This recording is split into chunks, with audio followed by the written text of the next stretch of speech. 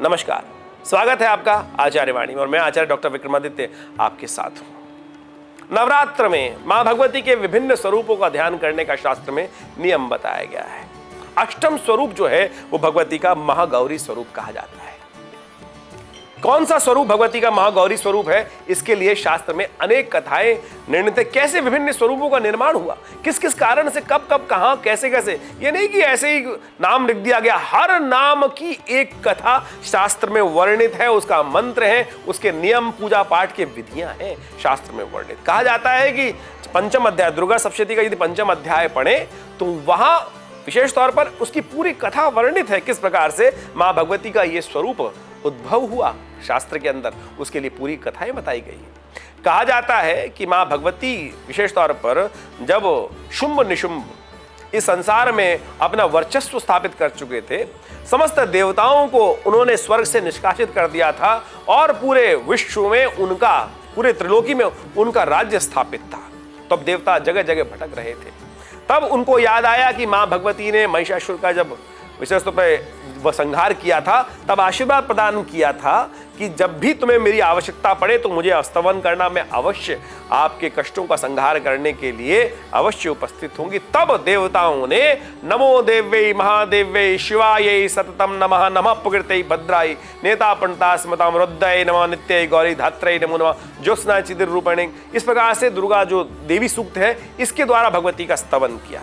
जब वो भगवती का स्तवन कर रहे थे इसी स्तोत्र के द्वारा, तो दुर्गा सप्तशती के पंचम अध्याय में कथा आती है हिमालय के ऊपर कि वहां पार्वती जी स्नान करने आई।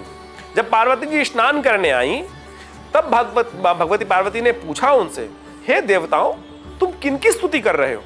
कहा जाता है कि उसी वक्त जब देवता स्तुति कर रहे थे, भगवती पार्वती जी ने आके ये प्रश्न किया तो भगवती पार्वती के स्वरूप से एक तेजोमय प्रकाश निकलकर आकाश मार्ग में उपस्थित हुआ और उन्होंने कहा, ये देवतागण मेरी स्तुति कर रहे हैं, मां भगवती आपकी स्तुति कर रहे हैं। और जैसे ही वो स्वरूप भगवती के शरीर से अलग हुआ तो जो श्वेत रूप, प्रकाशमय पुंज स्वरूप जो भगवती का स्वरूप था, तेज में महागौरी स्वरूप जो था, वो वहां उपस्थित हुआ। भगवत दिव्य स्वरूप कहा जाता है। वृषभ नंदी पर आरूढ़, 4 हाथ भगवती के और त्रिशूल हाथ में भगवती के, एक हाथ में डमरू और खास में एक हाथ वरद मुद्रा में, एक हाथ अभय मुद्रा में। यह भगवती का स्वरूप है और श्वेत वस्त्र धारण करती हैं भगवती। समस्त मनोरथों को सिद्ध करने वाले, समस्त शक्तियों के संपूर्ण भगवती हैं।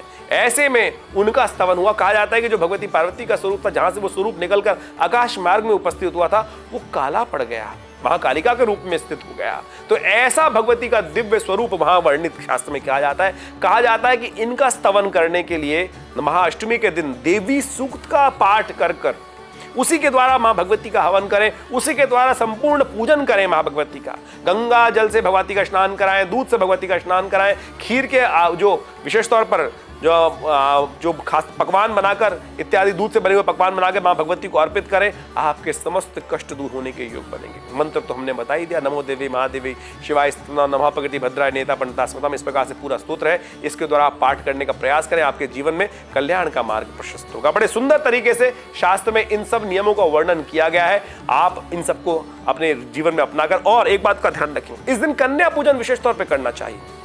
परंपरा है भारतीय संस्कृति में कन्या पूजन करने की। एक बात और ध्यान रखिए, तो वो अवश्य करें अपनी सामर्थ्य के अनुसार से, तो बड़ा कल्याणकारी होगा। नवरात्र है, बहुत सारे लोग भ्रांतिवश एक गलत काम कर लेते हैं कि कोई सप्तमी पूज के खत्म कर देता है, कोई अष्टमी पूज के खत्म कर देता है। नवरात्र है भाई, 9 दिन पूजन करने का नियम है। बहुत सारे लोगों ने जल्दी जल्दी खत्म करने के नियम में कोई कहते हैं हमारी परंपरा है अष्टमी। आप बिल्कुल करें, अष्टमी को पूजन करें, लेकिन नवरात्र का आख्यान 9 दिवस का पूजन करने का आख्यान है। यदि आप पूर्ण नवरात्र का लाभ चाहते हैं तो व्रत का पालन 9 दिवस तक है।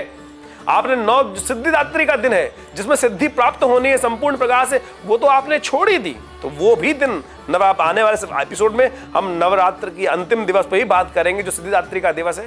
तो इस मां भगवती का ध्यान करते, स्वरूप का ध्यान करते हुए आप अवश्य इन सब कार्यों को करने का प्रयास करें। कन्या पूजन करें, कन्याओं का आशीर्वाद लें, 8 कन्याओं का भोजन कराने की व्यवस्था बने, 9 कन्याओं का, तो विशेष रूप से कल्याण का मार्ग प्रशस्त होता है। आपके जीवन में कल्याण हो, आपके जीवन में मनोकामना सिद्धि हो, आपके जीवन में कल्याण का मार्ग प्रशस्त होगा, मनोकामना पूर्ण होगी। धन्यवाद।